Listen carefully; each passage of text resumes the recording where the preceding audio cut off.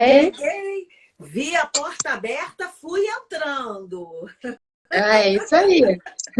Eu estou explicando que eu tive imprevisto hoje, meu avô passou mal, então tive que vir para cá correndo. Eu vim desprevenida para fazer a live, mas para a gente não desmarcar, eu decidi Aham. fazer daqui mesmo. Com isso, eu vim sem meu carregador. A minha bateria está cheia, mas a live eu acho que ela come um pouquinho da bateria. Então, estou só aqui, Aham. vamos observando, tá? Tá É, ótimo. Bom, gente, eu conheci a tia Cris no colégio que meu filho estudava, né? Estudou por vários anos, e a tia Cris era professora de história dele. E era responsável por ele ter se apaixonado perdidamente por história. De tão maravilhosa que a tia Cris é como professora. É uma grande inspiração para mim, que estou estudando pedagogia, que tenho um sonho de ser professora. Tia Cris também é mãe, né, Tia Cris? E tem experiência Isso. como professora, já tem experiência também com direção, coordenação de escolas e Sim, sim. experiência como professora já de muito tempo, né? É. Então, não tinha pessoa melhor para vir conversar hoje aqui com a gente sobre esse tema, como acompanhar os estudos do seu filho. Tia Aham. Cris, agora se você quiser continuar a sua apresentação, falar um pouquinho de você. Olha, depois disso aí que você falou, a gente fica até emocionada, porque, gente, assim, de fato, eu conheço a Helena e a família dela há muitos anos, né? O João Gabriel estudou lá no colégio, foi meu aluno por 2 anos de história, no quarto e no quinto, mas eu acompanhei a trajetória dele na escola e, assim, é um exemplo de família, né? Que faz aquela fórmula do sucesso, né? Porque a família presente é, está e confia na escola, né? É uma família que valoriza a educação e aquilo que o filho recebe, é parceira da escola, então não podia ser diferente. João Gabriel, eu brincava, né? Sempre falo para ela, é um lord inglês, né? Um garoto assim, é um menino fora da curva também. Só para vocês terem uma ideia, no nosso último festival de poesia, João Gabriel escreve muito bem também.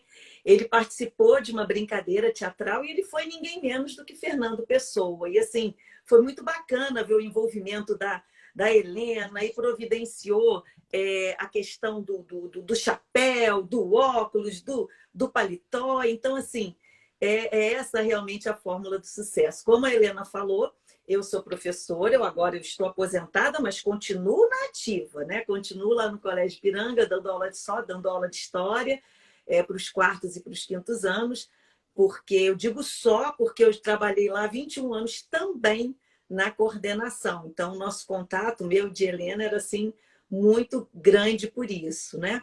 Trabalhei 26 anos no município de Petrópolis, na prefeitura, onde eu fui muito, muito, muito feliz e também me aposentei.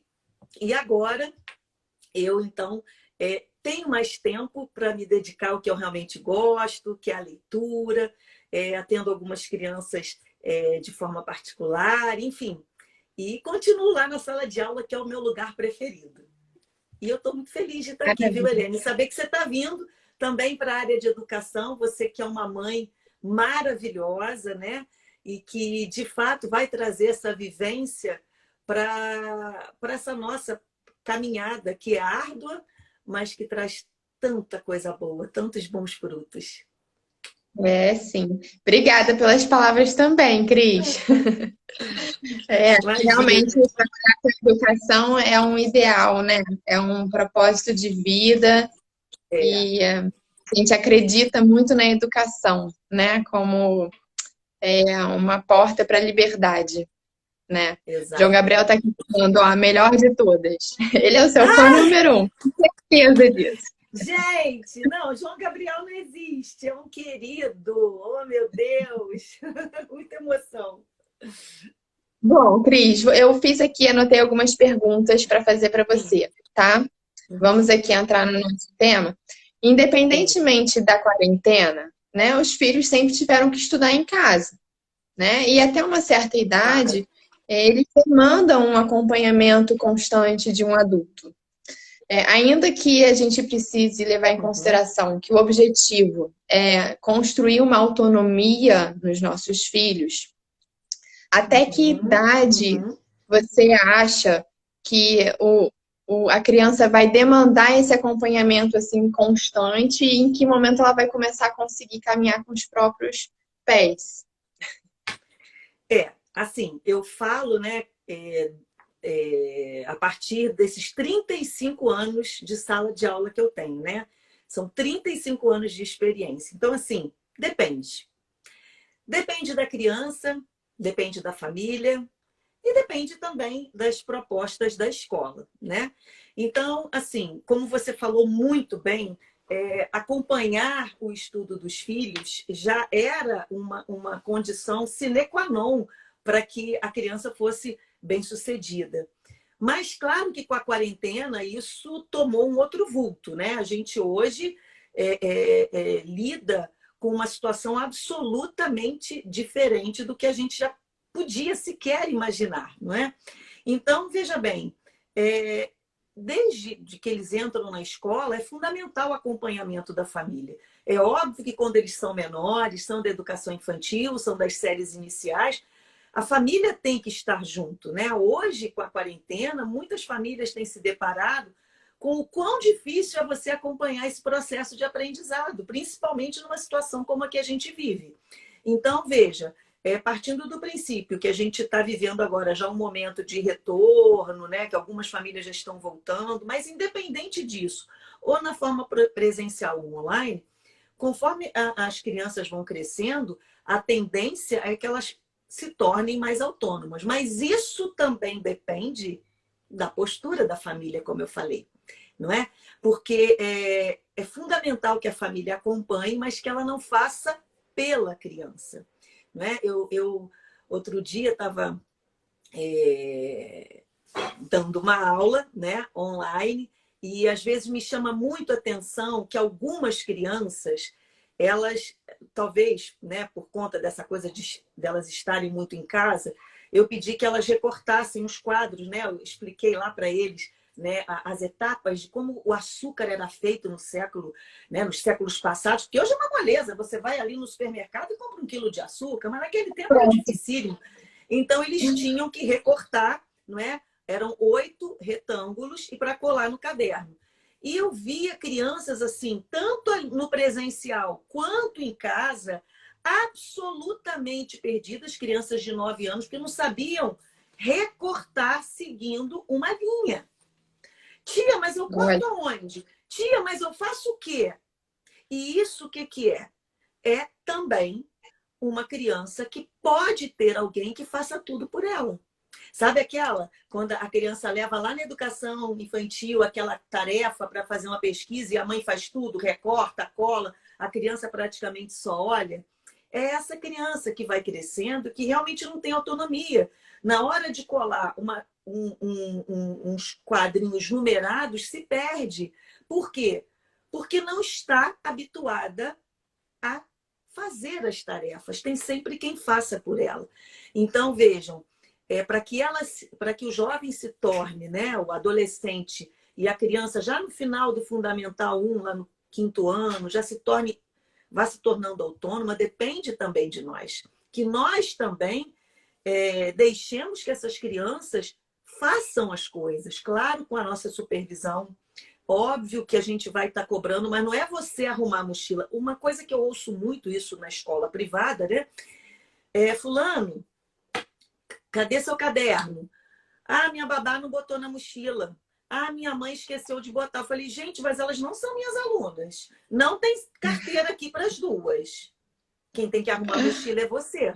E eles entregam, sabe? Então, assim, se você começa a acostumar desde cedo a sua criança a desempenhar as tarefas, ela vai naturalmente se tornando mais autônoma e, claro, vai querendo estudar sozinho, porque quando eles chegam no 6º, no 7º, João Gabriel, você já está com ele no Fundamental 2, ele não quer mais a mãe estudando junto, né? Ali não tem mais essa necessidade, mas que não quer dizer que você não vai acompanhar, que se numa semana de Sim. prova você não pergunte, que você não converse sobre o assunto, que você você precisa se interessar pela vida do seu filho, não é? Ah, ele agora já faz sozinho e deixa para lá. Não, a gente tem que dar aquela supervisionada.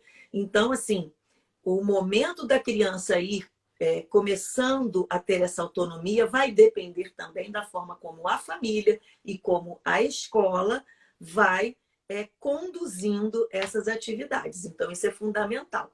Você sabe uma coisa que eu nunca esqueci, eu assisti há muitos anos, fui com a tia Lúcia, até lá, com a tia Sônia, com as diretoras da escola, a gente foi assistir uma palestra do Isamitiba, e eu guardei, tenho mania de ter caderninho, né? E escrever as coisas. Mas ele contou um caso que, assim, ele contou uma situação e ele falou uma coisa que nunca saiu da minha cabeça e que isso eu consegui fazer com o meu filho. Assim, claro, é uma alegoria, né, gente? Você não tem que carregar a mochila do seu filho. Sabe aquelas mães que vão pegar o filho na escola, botar a mochila do filho nas costas? Quando, na verdade, no caso da escola privada, o trabalho é de ir, de repente, da escola até o carro, as mães carregam. Quer dizer, poupam os filhos das mínimas coisas. E a gente acha que esses detalhes são pequenos, mas esses detalhes fazem toda a diferença. Então, assim, cabe a nós, pais, também estimularmos essa independência nas crianças. Além disso, né, de não darem talvez a importância devida para esses pequenos detalhes, eu acho que tem situações em que as mães ou o responsável que estiver fazendo esse tipo Sim, de coisa acha que está ajudando, porque a criança na primeira exato, dificuldade, a pessoa talvez não saiba nem como ajudar, né? E aí acha exato. mais fácil resolver, fazer logo, ou tentar Claro. poupar a criança daquele desconforto, né? Porque aprender Uhum. é um exercício, dói, né? Exato. Às vezes aprender dói, Dói. você precisa se É, esforçar, demanda um esforço. isso. E as mães Acabou de precisam criar entrar aí uma ex-aluna minha, tá? Carol Barbosa. Carol, te amo, saudades eternas de você. Acabei de ver. E assim, a gente erra por amor, né, Helena? é, Os pais erram por amor. A gente não erra porque a gente quer o mal do filho. A gente erra porque a gente quer o bem. Só que às vezes a nossa ilusão de querer o bem e de poupá-los e de fazê-los felizes sempre, isso não existe. Isso não a vida existe, não porque é a assim, vida né? não é assim, né? Tia Lúcia também, eu não canso de Exatamente. citar a tia Lúcia, ela dizia: a vida não é mãe, a vida é madrasta. Um pouco de preconceito com as madrastas, que eu também sou, mas é naquele sentido assim, de que a vida não perdoa. Você tem Sim, que saber lidar com as suas questões. sem dúvida. Bom, então falando ainda em autonomia, quais são as habilidades que a gente pode dizer assim que sejam acessórias, que são importantes que a criança vá desenvolvendo para que Uhum, ela, no final das contas, adquira essa autonomia, tipo organização, proatividade, tá? que mais assim que Uhum, você uhum. entende? Assim, eu acho que a primeira coisa é a criança ter o entendimento do porquê ela está fazendo aquilo. A gente está falando aqui de rotina de escola, né? E ela precisa entender o valor que a educação tem, que a escola tem. Isso é a primeira coisa. Ela tem que entender que é importante que ela sente, que ela faça as suas tarefas desde pequenininha, quando os pais que levam um livro para ler em casa não contam a história de qualquer maneira, em qualquer lugar, vai contando no carro, vai mandando desenhar aquela fichinha que a professora pede só para cumprir, sabe? Mas que se crie uma ambiência. Então, assim, a primeira coisa é a criança perceber que estudar é um valor. Não é? Isso é o fundamental. Por mais que seja chato, por mais que às vezes canse, porque veja, a gente também cansa de trabalhar, a gente também preferia estar fazendo mil outras coisas e a gente tem que dar conta dos nossos afazeres. Então, faz parte da vida cumprir com as obrigações. Então, a primeira coisa é essa. A segunda é ter uma rotina estabelecida, mas não é uma rotina engessada, né? Uma rotina que propicia a criança e o próprio adolescente momentos de lazer, momentos de ócio. Ontem postei sobre a questão das agendas lotadas. Como é que você quer cobrar de uma criança um bom rendimento escolar quando ela tem uma agenda quase de adulto? Ela tem aula de inglês, ela tem aula de natação, de judô, de tudo que você possa imaginar. Quer dizer, já construindo um currículo logo na infância. E, na verdade, ela acaba que, assim, muitas vezes Eles vão para algumas atividades obrigadas. Eu vivi isso com meu filho. Eu valorizo muito o Kumon. Eu acho o Kumon uma filosofia de vida. E aí eu quis que o meu filho fizesse Kumon, mas eu acho que eu pequei porque fiz com ele mais velho. Então ele odiava com todas as forças. E eu, claro, falei para ele, não, mas você vai ficar pelo menos meio ano, porque também a gente tem que tomar cuidado, porque às vezes a criança pede para entrar nas coisas, depois, enjoei, não quero mais, aí vai e tira. A gente também não pode mostrar para eles ou dar a entender que a gente planta dinheiro no quintal de casa. Então, assim, eles têm que entender o valor do nosso trabalho e do comprometimento deles. Então, assim, a gente às vezes quer que as crianças façam coisas que eles não têm aptidão. Então, assim, voltando, entender o valor. Você também tem que demonstrar o valor. Quando você não deixa ele faltar porque é o aniversário, quando você não viaja, a não ser por um caso muito extraordinário, no período de aulas, ele perde as provas. Então, esse valor a criança tem que absorver. Então, ter essa É o rotina... compromisso. Exatamente. Ter essa rotina, que não é uma rotina engessada, mas é uma rotina que organiza a vida da criança. É uma rotina que dá a ela segurança, que dá a ela noção de previsibilidade. Ela ter hora para dormir, para acordar, para comer, ela já tem hora para ir para a escola. Então, ela ter os horários determinados e ter os horários também para não fazer nada. E a partir daí, o que você tem que desenvolver? O hábito do estudo. Né? Quando ela é pequenininha, ela vai lá uma vez ou duas por semana, vai levar aquela atividade para casa para fazer, né? Junto com a família. Então, é sentar num local adequado, já desde pequenininho. Sentar num local adequado, sem tumulto, sem cachorro, sem periquito, sem irmão, sem televisão. E fazer com que a criança se dedique àquela atividade. Ela vai crescendo e vai percebendo que tem a hora de realizar as tarefas, tem a hora do estudo. E para isso... para que ela vá desenvolvendo esse foco, essa concentração, essa atenção, isso também está ligado ao tempo. Não adianta você querer que uma criança de 5 anos fique meia hora fazendo uma atividade. Ela não vai ficar. Ela fica ali com você 5, 10 minutos, não é? A criança maior, você vai aumentando o tempo que ela consegue permanecer atenta realizando uma atividade. Então, a chave de tudo é o bom senso. O bom senso é você também conhecer a sua criança. Se você tem um filho muito agitado, um filho que tem um temperamento mais impulsivo, você sabe que para ele você tem que ter outros argumentos. Né? Ele tem que entender que ele tem aquela hora e que se ele não cumprir com aquele dever, ele vai ter uma sanção. Né? Então, assim, se você... depois do dever, você tem um momento para brincar, ou para jogar seu videogame, ou para fazer qualquer coisa do agrado da criança, ela sabe que esse momento ele vai ser tomado pelo tempo que ele não realizou. Então, assim, é lidar muito claramente com as crianças, sabe? Não é ficar ameaçando, né? Gritando. A gente é mãe, a gente vê que isso não dá certo. A gente tem que dizer às claras, meu filho, é para fazer. Não vai fazer, aí você vai escolher, porque depois também não vai ter o seu horário lá do jogo eletrônico, não vai ter o horário do brinquedo, enfim, ou de falar com os amigos. Então, a família, ela tem que se estruturar. Aprendendo, né? Exatamente. Desde pequenininhos aprendendo que para toda escolha que a gente faz, existe uma consequência, né? Exato, e aí, exato. Porque as consequências são pré-estabelecidas, né? Para que eles saibam muito bem o que eles estão escolhendo e com o que eles estão arcando. Exatamente. E é aquilo, né, que nem eles falam, né? O papo reto, é falar a verdade, é sem muita embromação. Às vezes, a gente quer explicar demais as coisas para os filhos, sabe? E as coisas são muito simples, não é? Então, eu sempre conversava muito isso com as famílias. Assim, tem certas coisas que não dá para negociar. Tem coisas que a gente negocia, mas tem coisas que não dá para negociar, não é? Então, o horário de estudo, o que a gente negocia? É você entender em qual horário do dia o seu filho rende mais.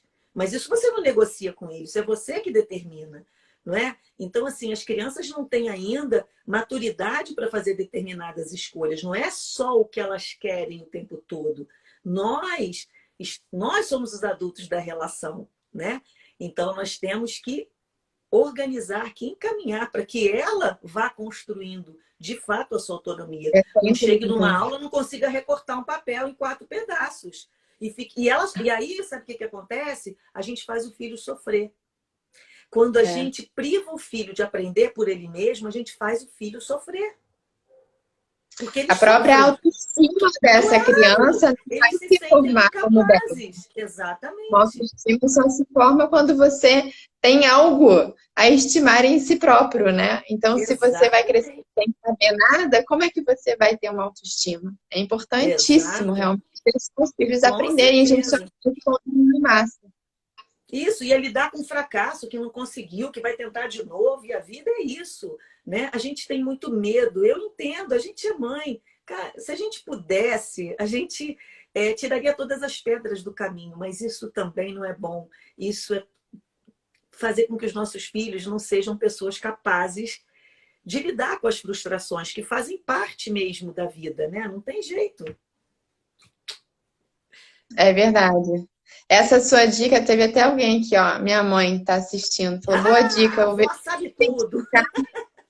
identificar o horário que eles rendem mais, né? A gente precisa Exato, observar isso, né? Não adianta exato. deixar o filho estudar. A última coisa do dia vai estudar, já está cansado, já gastou a energia toda, já está com as vistas Exato. cansadas, e aí vai sentar para fazer a obrigação. Eu tenho aquele lema: primeiro a obrigação, depois o Depois a lazer, diversão. depois a diversão, né? Isso. A gente precisa É, merecer a diversão. isso.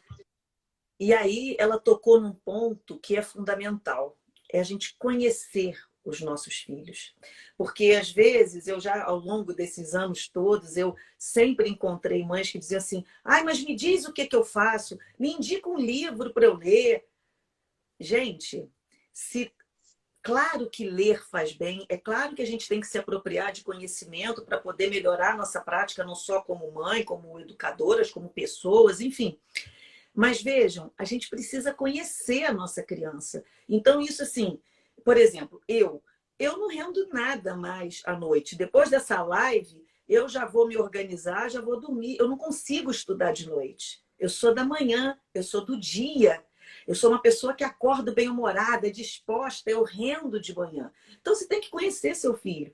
Se ele fica na escola até 5h30, 6 horas, faz alguma atividade esportiva depois, você não pode imaginar, né? Claro que depende da criança, a gente fala de modo geral, que 7 horas da noite, que até que você chegue em casa, até que a gente supõe que ele tome um banho, né? Até que faça a refeição, de preferência em família. Que horas que essa criança vai fazer o dever? Na hora que já teria que estar dormindo, né? 9 horas, criança pequena tem que estar dormindo. E isso é uma coisa que eu sempre digo, a gente comete muitos erros como mãe, mas essa questão do sono eu acertei com meu filho, porque ele vai fazer 18 anos e até hoje, 9h30, em período de aula, né, gente? 10 horas ele já se recolhe e vai dormir porque ele acorda muito cedo. Evidentemente que nas férias ele troca o dia pela noite, mas aí tá de férias. Mas assim, ele compreendeu desde pequeno que ele precisa dormir. E o que a gente mais vê hoje, que aí daqui a pouco a gente deve falar sobre questões de dificuldade de aprendizagem, muitas vezes a criança não tem dificuldade de aprendizagem. A criança Ela tem tá uma rotina cansada. desestruturada. Eu já É cansei exato. de ver crianças, e não é só na escola pública não, tá, gente? Na escola particular, que chega num determinado momento que você está vendo a criança ali que ela está dormindo, ela está cansada. Por quê? Porque dorme tarde, acorda tarde ou acorda cedo, porque também tem um monte de coisa para fazer. Chega depois do almoço, ela está pregada.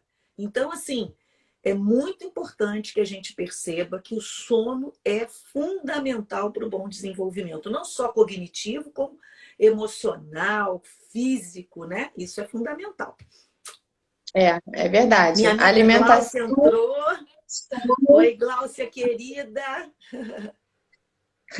alimentação, sono, atividades físicas, né? E Sim, atividades mentais. Então, é a formulazinha para a gente se desenvolver bem, né? isso. E brincar, né? E Ah, ser criança, lógico. não Ah, é? E ser criança, imaginar, isso é fundamental. Lia, sim. querida, a mãe da minha aluna Luísa, hein? Chegando também. Muito bom quando a Uhum. gente vê que está Muita conseguindo, gente né, legal aí, né? compartilhar isso.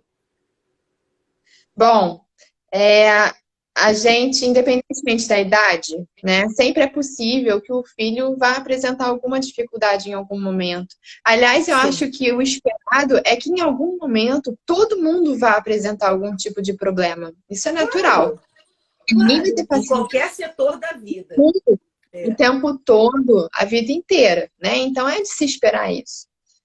Aham. Mas como perceber que o nosso filho está vivenciando uma dificuldade na escola, uma dificuldade de aprendizado? Como identificar? Uhum.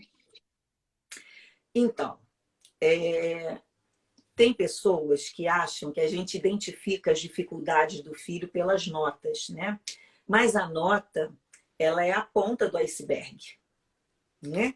Para o aluno chegar naquela nota, existe todo um processo, concorda? Então, assim, a nota por si só, a nota ela pode quantificar, né, o quanto que aquela criança aprendeu, mas a nota sozinha, ela não qualifica o processo dessa criança. Então, veja, é o olhar atento, não é? Não adianta só ficar falando para o seu filho, olha, eu quero média tal, eu quero que você tire acima de tal.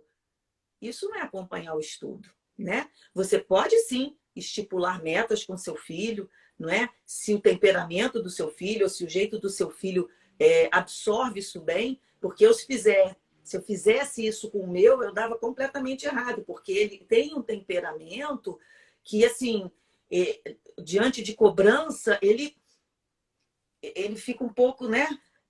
Sabe aquela coisa? Ah, meu Deus, não vou conseguir. Então, assim, você tem que saber de que forma você vai abordar o seu filho também. Então, veja, você tem que observar como é que está esse hábito de estudo. A sua criança vai bem para a escola, ela volta bem, ela conta coisas agradáveis, você pergunta a ela o que, que ela aprendeu, né? Eu agora estou fazendo uma coisa, sabe, Helena? Eu toda aula, especialmente com os do quarto ano, que estão tendo aula comigo agora, eu dou sempre um desafio para eles conversarem com os pais. Agora, na última aula, eu falei com eles. Eu falei, eu quero que vocês perguntem para os pais se eles sabem realmente por que, que o Morro do Pão de Açúcar chama Pão de Açúcar. Eu quero ver quem é que sabe. Vamos fazer uma pesquisa, vamos fazer um gráfico aqui para saber quem sabia e quem não sabia. Quem é que sabe? Porque só quem sabe história sabe isso, né? Essa hipótese. Então, assim, eu tenho estimulado muito para que as crianças tragam as famílias para essa discussão, para que o que eles aprendem em sala possa sair, possa fazer sentido fora. Então, você tem que acompanhar o ritmo de estudo do seu filho. Ele está interessado? Como é que ele está? E aí eu vou falar até de uma situação que eu vivi com meu filho já no final do fundamental, que ele passou por algumas questões emocionais, aquela fase de adolescência difícil pra caramba, né? Que ele está descobrindo o mundo, enfim. E ele começou a ficar muito retraído, ele começou a ficar muito calado. Você tem que ficar atento às emoções do seu filho. Ou aquela criança que começa a ficar agitada demais, que não era e começa a ficar. Tudo isso, gente, reflete lá naquela notinha que vai estar no boletim. Então, acompanhar o estudo do filho não é só cobrar dele as boas notas, é estar junto, é se interessar, não é? Essa transição de criança para adolescência é uma fase muito delicada que a gente tem que se trabalhar, né, para não cobrar em excesso, mas também para não deixar de cobrar. Sua mãe acabou de fazer uma pergunta ali com relação à disciplina, né? Porque às vezes a modernidade, né, ela traz determinadas coisas que parece assim que certas palavras viraram quase que assim palavras proibidas. Disciplina. Gente, a disciplina, ela é fundamental para qualquer coisa na vida. Outro dia eu vi que você está fazendo exercício físico. Se você não tiver disciplina, você vai fazer?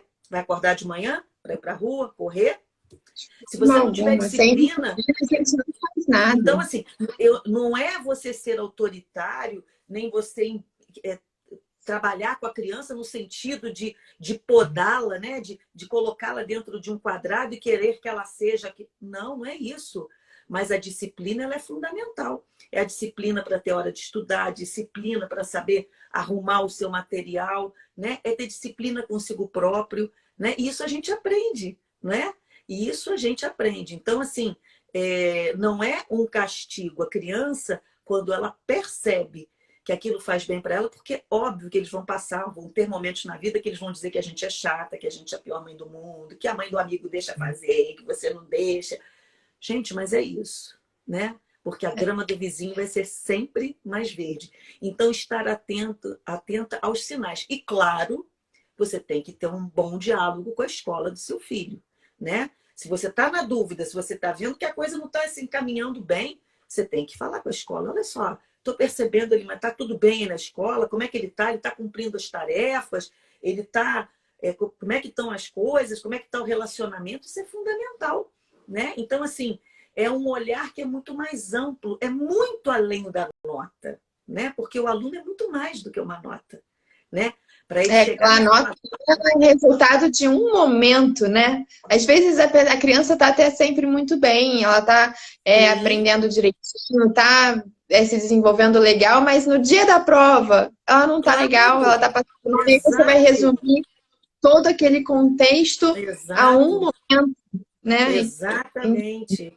Isso. E por isso que assim, é fundamental que a escola proponha avaliações que justamente possam ampliar o leque de atuação da criança. Então, por exemplo, eu na minha disciplina, vou falar por mim, eu dou trabalho oral, eu faço sabatina, eu faço apresentação, eu crio atividades com eles em grupo, porque às vezes a criança ela consegue se expressar oralmente muito melhor do que ela consegue na parte escrita, que também tem que ser aprendido, que também exige disciplina, que também exige tempo de estudo. A gente também aprende a escrever bem, né? A saber colocar boas ideias no papel, porque aí também não adianta, né? Coisa que você nunca fez, nunca precisou, né? Porque João sempre foi um aluno brilhante, mas eu brincava, né? Depois que você entregava os testes, aí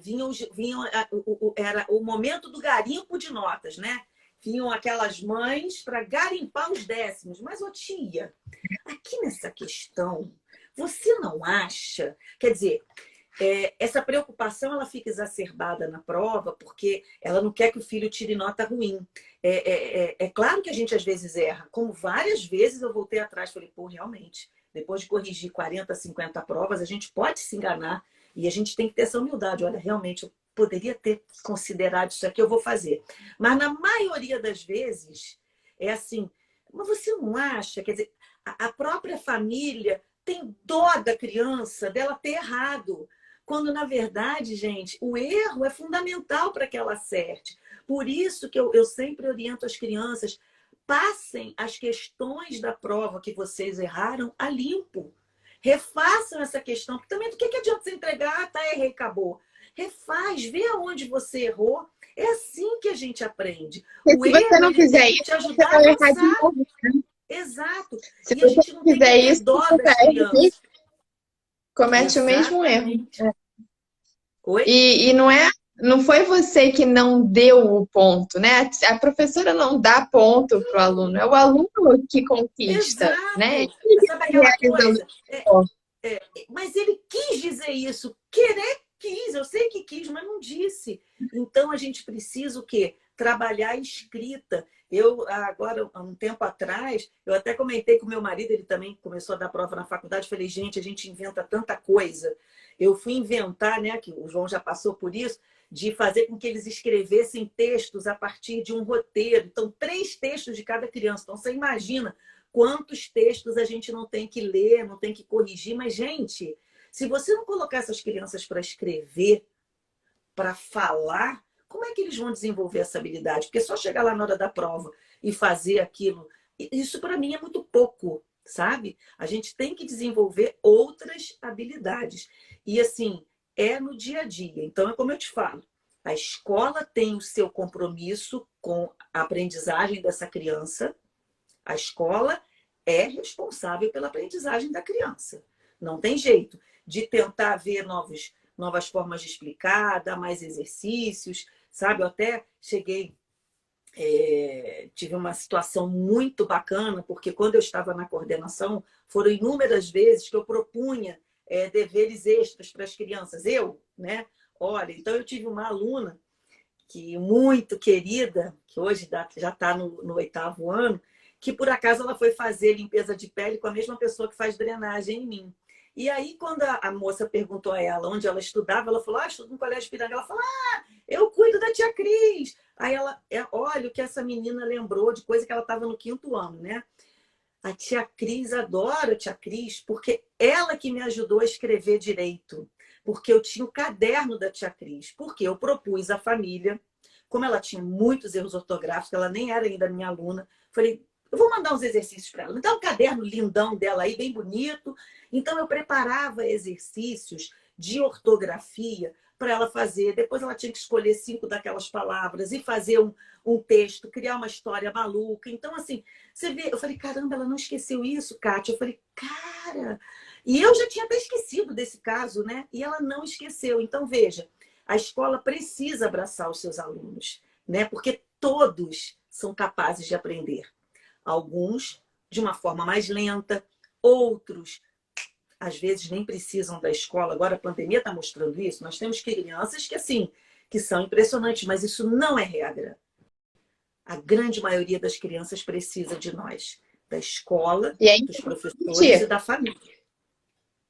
Oi? isso aí, Cris. E aí, também falando sobre um momento que você falou lá atrás, da importância das famílias conhecerem as suas crianças, né? Essa pandemia também Sim, veio para muito isso, como que as famílias não se conhecem.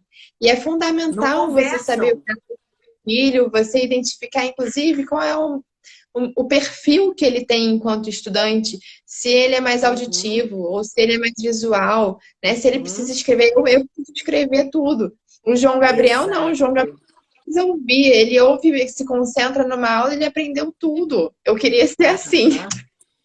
Eu também.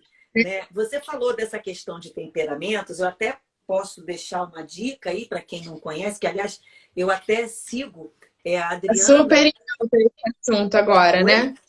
Oi? Tá super em alta esse assunto agora dos É, temperamentos. isso, eu sigo a Adriana de Abreu porque foi uma mãe, né? Que eu sou, já estou no 3º filho dela. Ela é uma mãe, já tem 4, já estou no 3º. Ela que me indicou a Adriana de Brito, né? Que é um perfil aí do Instagram, que ela fala muito Adriana dessa Abreu, questão dos não é? temperamentos. Oi? Acho que é Adriana Abreu. Adriana Abreu. Isso, Adriana Abreu. Abreu, exatamente. Brito é uma outra coisa. Adriana Abreu, exatamente. Adriana de Abreu, Adriana com 2 N's.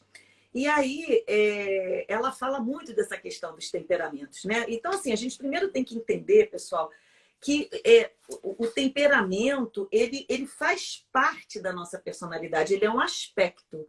Só que o temperamento, gente, ele não é um destino, né? O Daniel Goleman fala muito isso, né? O destino não é a síndrome, eu nasci assim, eu cresci assim, você... Não. Né? O temperamento é algo que você também pode moldar, né? É algo que você pode melhorar. Então, ela fala, né, de 4 tipos de temperamento, e lá que tem o sanguíneo, que eu sou sanguínea, né? O que é o sanguíneo? É aquela pessoa expansiva, otimista, falante, extrovertida, mas ao mesmo tempo devaga, né? Às vezes não é objetiva, né? Então tem o sanguíneo, tem o fleumático, que é aquele sonhador, aquele mais que gosta mais das artes, da música, aquele sujeito mais calminho, né? Tem o colérico, que é aquele mais impulsivo, aquele que quer fazer tudo na hora, que geralmente tem muito a coisa da liderança. E tem também o melancólico, né? Que é aquele que é mais introspectivo, que é mais solitário. Só que, assim, nós somos tudo isso, nós temos um pouco de tudo, né? Então, o importante é que a gente não queira rotular os filhos, mas que a gente consiga perceber neles o que eles têm em maior, vamos dizer assim, mais características, né? Porque nós somos isso tudo, né? Nós temos momentos que estamos mais melancólicos, enfim. Então, conhecer o seu filho também ajuda a como lidar com ele.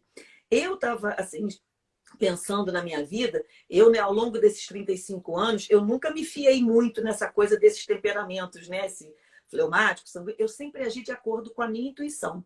Então, eu trabalhei na rede pública com adolescentes. A minha última escola foi a comunidade, lá na comunidade do Neylor, a escola Carlos Demiá. Eu lidava com os adolescentes da comunidade do Neylor. E eu fui muito feliz lá. E eu cansei de ver adolescentes, porque lá a gente tem adolescentes muito difíceis, né? E assim, eu percebia claramente que alguns adolescentes você tem que chegar duro com eles. Você tem que chamar, que nem a gente fala, chamar na chincha. Mas com outros não adianta você ir para o embate. Você tem que ir por um outro viés. E eu, assim, consegui muito sucesso por isso, porque eu pensava como é que eu vou chegar nesse aluno. Ele já é impossível. Eu não vou chegar já querendo me impor. Eu vou, né, tentar agindo pelas beiradas. Então, assim, até hoje tem um desses meninos, né, que é o Breno, hoje ele é até pai. Ele, no final do nono ano, ele me homenageou, ele me fez uma homenagem, me deu um caderno, me escreveu coisas lindas. E até hoje, até lá no Facebook, ele, quando eu cumprimento, eu falo alguma coisa, ele me chama de senhora, o que eu acho o máximo também, né? Me chamar de senhora, porque hoje quase nem meu filho me chama de senhora. E ele diz, a senhora acreditou em mim. A senhora não desistiu de mim. Então, Olha, gente, é a gente perceber que, assim, nossos filhos são aquilo que a gente mais ama no mundo. E por a gente amar tanto, muitas vezes o amor, ele põe um véu nos nossos olhos. E às vezes é muito duro a gente enxergar como é o nosso filho. Não é fácil. Eu já passei por isso. Não é fácil, porque a gente pensa, poxa, eu fiz tudo, eu eduquei da melhor maneira, eu dei, vivi num ambiente bacana, os pais se dão bem. Por que que ele está fazendo isso? Por que que ele está tendo essas atitudes? Porque ele é outra pessoa. Porque ele não é a gente. Ele está convivendo com o mundo. Então, ao invés da gente ficar se lamentando, que foi o que eu aprendi a duras penas, a gente tem que encarar o nosso filho, os nossos filhos, e perceber de fato quem eles são e como lidar com eles da melhor forma. E isso ninguém melhor do que a gente mesmo. Agora, é claro que às vezes a gente precisa de uma ajudinha, né? Uma ajudinha de fora, às vezes é bom, porque o santo de casa nem sempre faz milagre. sem dúvida. Essa questão que você falou dos temperamentos realmente é muito legal. E é uma ferramenta, né? Só mais uma ferramenta que nós Exato, temos à nossa exato. disposição Não é para você para ir ajudar, rotulando e etiquetando, para né? ajudar tanto no autoconhecimento quanto no conhecimento dos nossos filhos. Quem fala muito também dos temperamentos muito bem é o Dr. Marcelo Danukalov. Marcelo com dois L's também Aham. aqui no Instagram. Sim, Ele fala, a gente sim. já tem até uma live com ele aqui. Ele também Aham. fala muito, e exatamente acho que minha mãe também falou aí antes, que a gente não pode utilizar o nosso temperamento como desculpa, né? A gente identificando o Exato, temperamento, a gente vai perceber ali tendências, tanto positivas quanto exato, negativas. E a gente tem que exato, trabalhar e incentivar as positivas e controlar as negativas, né? é Mas isso claro. jamais uma Isso, condenação, uma determinação. E nós não somos só exato, temperamento, né? Nós somos as exato. nossas Nós somos circunstâncias de muitas coisas, não é? Somos as nossas vivências, somos os nossos sonhos, somos as nossas expectativas, somos aquilo que a gente consegue perceber do mundo, sabe? Então, eu sempre tive assim, sempre me guiei mais pela minha intuição, especialmente em sala de aula, né? Para lidar com os alunos, não é? E assim, a gente perceber que quando a gente vê da dificuldade, conforme você falou, muitas vezes as crianças precisam de um apoio, né? Além da escola, além da família, não é? Ou de uma fono, ou de uma terapeuta, ou de um psicomotricista, não é? Ou de um professor particular, mas de alguém, quando a gente até fala em professor particular, de alguém que seja um trampolim para o seu filho, não uma bengala, né? ah, Alguém que vá ajudá-lo a caminhar sozinho, né? Porque muitas vezes o que a gente vê são crianças que, por terem um professor particular ou um explicador, eles acabam meio que se acomodando, é inconsciente, porque sabe que alguém vai explicar depois. Então, eu acho que a gente tem que ter essa noção, conversar muito com a escola que conhece o teu filho fora do ambiente familiar, e às vezes eles são diferentes. Eles se comportam de formas diferentes, mesmo sendo as mesmas pessoas, né? Então, ali, ó, temperamento, personalidade, caráter, somos complexos. E lidar com a complexidade humana é algo que a gente tem que ter muita delicadeza, porque cada um é um, né? Cada um é um. Somos seres singulares, né? E você pode falar, a Exato. gente está já chegando até quase no final, mas Aham. então eu vou escolher se você pode falar um pouco sobre os tipos e graus de dificuldade que os filhos Assim, podem ter de aprendizagem. isso. Os tipos são inúmeros, né? Eles vão desde dificuldades que têm uma origem, por exemplo, você pode ter um filho disléxico, né? Você só consegue identificar uma criança disléxica, ou seja, uma criança que tem dificuldade com a leitura e com a escrita, com a elaboração de ideias, troca letras, inverte, lê o que não existe, mas a gente só pode avaliar isso a partir dos 8 anos, quando ela já está totalmente alfabetizada. Então, isso é Uhum. uma questão que é genética e isso ele é uma característica que pode gerar uma dificuldade de aprendizagem. Então, para isso, você tem que buscar um outro tipo de atendimento junto sempre com a escola. Você tem as questões de desortografia, aquela criança que não consegue escrever um texto organizado. Para isso, também a gente tem tratamentos especializados, disgrafia, descalculia, o TDAH, tão falado, né? As crianças com transtorno de déficit de atenção, e que hoje a gente precisa tomar muito cuidado, porque às vezes as crianças, a gente vive uma medicalização da educação, sabe? Eu vi nos últimos anos, assim, tudo era da Ritalina para criança. E eu acompanho a Flávia Gicovati, que é uma neuropediatra, né, maravilhosa, que atendeu muitos dos alunos. Eu tenho vários relatórios, né, lá na escola dela, e que às vezes a gente encaminhava, porque de fato a criança era 1000 por hora, e depois de uma análise criteriosa, o que ela dizia? O que faltava para essa criança era rotina, era estrutura, Olha, era organização. Ela não tinha um comprometimento físico, né? Porque o TDAH é estudos, uma coisa inclusive, física também. falam isso, que a maior parte dos Exatamente, diagnósticos de TDAH são errados. Você resolve exatamente. por mudança de hábitos. Exatamente. Então, isso a gente tem que ficar muito atento. E muito atento também para a gente não confundir TDAH com falta de educação, né? Porque às É. vezes a gente vê, não, mas ele tem TDAH. Então a criança pode fazer tudo, não cumprimenta, não desobrigada, vai sair mexendo em tudo. Então, assim, é tudo muito delicado. E nós temos Isso também, por quê, Cris? Porque educar dá trabalho, né? Educar dá claro, trabalho, não é que fácil, dá gente. trabalho. E, gente, e dá trabalho, e é todo dia, é a mesma coisa. É igual o Chico fala, né? O Chico canta. Todo dia ela faz tudo sempre igual. É isso, para sempre. Até quando os filhos crescem, a gente não deixa de se preocupar. E nós temos aquelas dificuldades, Helena, que provêm, às vezes, até de problemas de ensinagem, né? Que às vezes o próprio professor pode mudar o enfoque para ver se essa criança absorve aquilo de uma maneira diferente, não é? Quando a gente acha que todos os 20 vão aprender da mesma maneira, é um ledo engano nosso, né?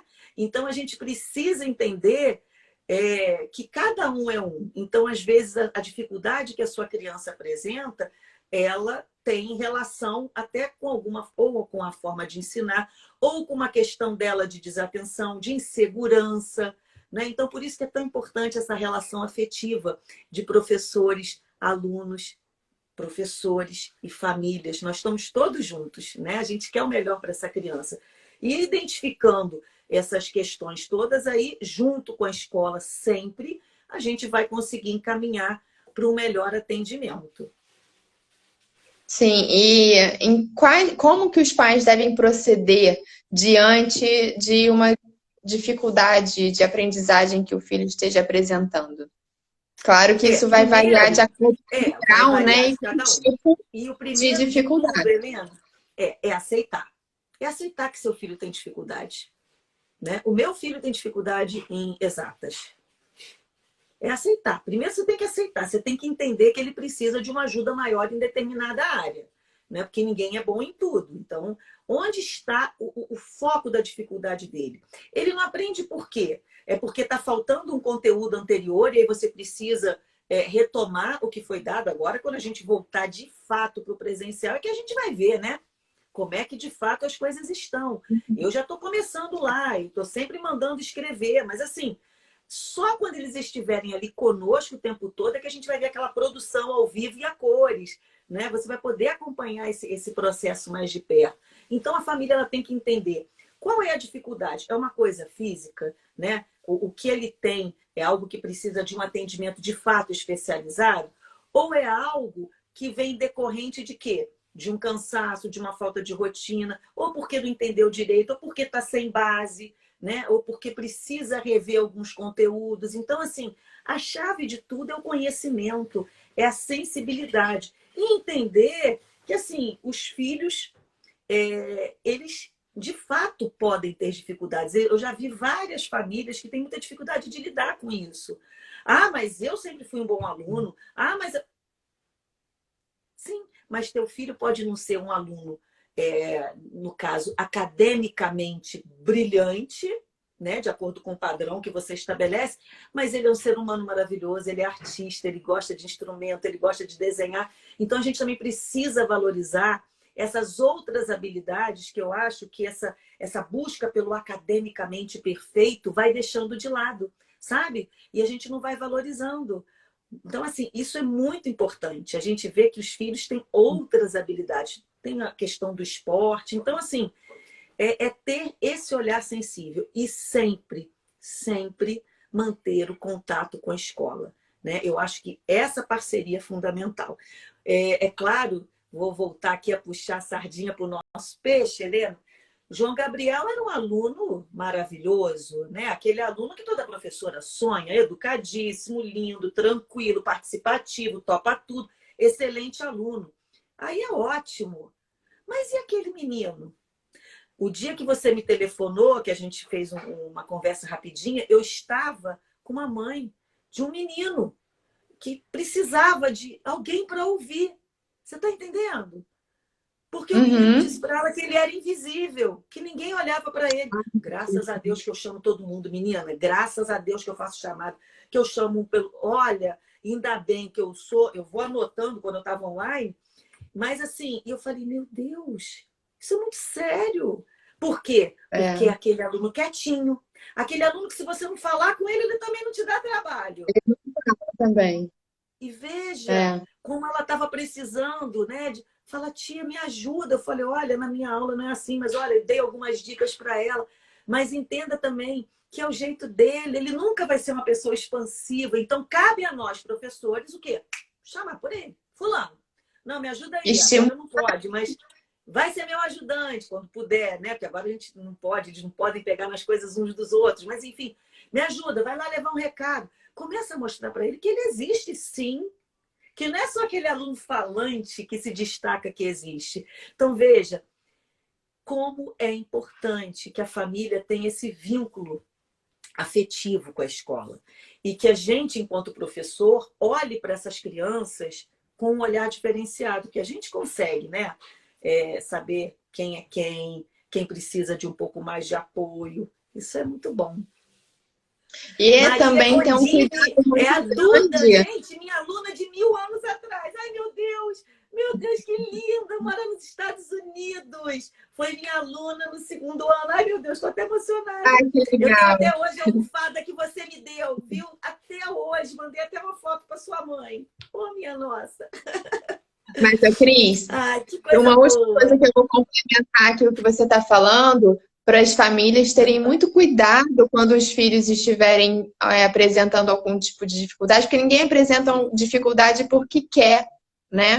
Então Claro. é preciso ter um cuidado muito grande para que aquela Isso. criança não se sinta diminuída por estar apresentando aquela dificuldade, para Exato. que ela perceba na família um apoio para que ela se recupere e para que ela volte a andar de novo Claro. junto com as Claro, pessoas. exatamente.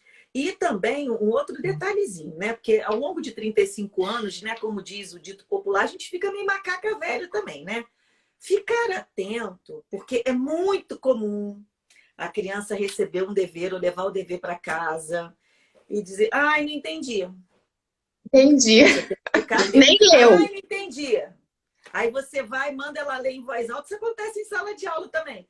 Não entendeu? Lê em voz alta. Ah, é. Quer dizer, também a gente tem que ver que às vezes há crianças que também querem meio que assim, não entendi, não estou entendendo. Então, olha como a gente tem que ter uma Pode. sensibilidade para distinguir o que de fato é uma dificuldade e o que é uma preguiça, né? Tipo assim, não estou E entendendo, aí a não gente quero. volta de novo na Exato. necessidade de conhecer os nossos filhos, né? Exatamente. Então, assim, a gente tem que também ter esse discernimento, né? Para também tudo não virar um problema, né? Às vezes a criança está com uma dúvida pontual, isso não é ter dificuldade, isso é uma coisa natural, né? Então, assim, é importante que a gente saiba distinguir o que é uma dúvida pontual do que é uma dificuldade, né? De uma criança que não consegue, por exemplo, avançar na matemática. O que está faltando? Ela não está entendendo os problemas, você bota as pontinhas separadas, ela faz bem. Botou o problema, ela não consegue saber se é de mais, se é de menos. Então, ela está com problema de interpretação. Ela tem que trabalhar mais essa parte. Então, assim, a família e a escola, como eu digo, é junto ali, dando a mão o tempo todo. Roberta entrou, mãe do meu Maravilha, lindo aluno Antônio, gente. Manu. Tem muita gente aqui, ó. Roberta Blum, de Psicologia Ai, do muito Ser. bom. Isso. O Cris, Gabriel falou aqui, né, muito que o bom. Deixa eu dar conhecimento uma é olhadinha aqui. liberdade. Natasha Taquei, adoro. Minha querida, mãe do Bernardo. Muito bom. Ju, Muito bom. E é gente, muito estamos bom. chegando ao fim. Cris, eu quero Eu estou agradecer vendo aqui muito. que entrou, não sei se ainda está, o meu querido Sérgio, que é o meu amigo de curso lá de Lisboa, Portugal, um grande ilustrador, Que Sérgio legal, olha Confesso. só. Que chique, verdade. Muito Então, legal. assim, Sensacional. pois é.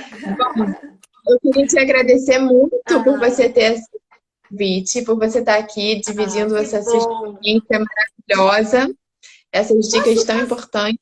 e eu posso Mas, encerrar, já que você está na casa dos avós, né? Que tem lugar melhor. Eu fui criada com vô e vó, né? Apesar da minha avó ser durona ali, ó, mas vó é vó, né? Então você está aí com seu avô, a gente emanando muitas energias positivas para que ele fique bem. Que bom que ele tem a família por perto, né? Para dar esse suporte. Posso terminar com uma poesia em homenagem aos seus avós? por favor, Então, olha, desse uma livro coisa, aqui que eu por adoro, favor. isso, da querida Cecília Meirelles, né? É o livro Ou Isto ou Aquilo, e ela tem uma poesia que eu adoro, que é em homenagem aos seus avós e a todos os avós, né? A avó do menino. A avó vive só. Na casa da avó, o galo liró faz e anda um venteotó na cortina de filó. A avó vive só. Mas se o neto Ricardó, mas se o neto Meninó, mas se o neto Travessó vai na casa da avó, os dois jogam dominó. Então, Helena, que você possa jogar dominó, que você possa dar muitos abraços, que os teus filhos sejam esse ânimo, né, para os teus avós, porque os netos, né, eu já li vários textos que os netos são como filhos, né, que a vida te devolve, só que aí filhos sem tanta responsabilidade, filhos com açúcar, né? E eles passam a ser, né, pais e mães com açúcar. Então, eu também tenho muito a te Que lindo, agradecer, que lindo. e não só pela live de hoje, mas por toda uma vida, né? Nós temos uma história de vida juntas. Então, assim, ter feito Sim. parte da formação do teu filho é para mim motivo de muito orgulho. E, assim, eu só tenho a te dizer muito obrigada por essa oportunidade, viu? Ah, imagina, eu que tenho a agradecer. Muito obrigada mesmo. Eu Que amei bom, e que a bom. admiração por você é muito grande. Você é uma grande inspiração. E você também será uma grande pedagoga, uma grande educadora, porque a gente precisa disso, com certeza. É. Tá bom? E agradecer a Obrigada, todos que estão aí conosco, os que entraram, tiveram que sair. A gente sabe que a vida da gente é muito corrida. E aqueles que vão mas ver vai ficar depois também, gravado, né? Essa vai live vai ficar ficar gravado lá gravada. no meu vídeo. Isso, ela Isso. vai atingir muitas pessoas. E eu estou muito contente. Tá bom, Helena? Então agora aproveita esse Beijo, colo de beijo vô pra e vó. Beijo, beijos para para todos. Olha, todos. eles estão Obrigada. mandando um abraço aqui para você, viu? Ah! Beijo, muito Beijo. obrigada, querida. Valeu. Tchau, Tchau, tchau. tchau.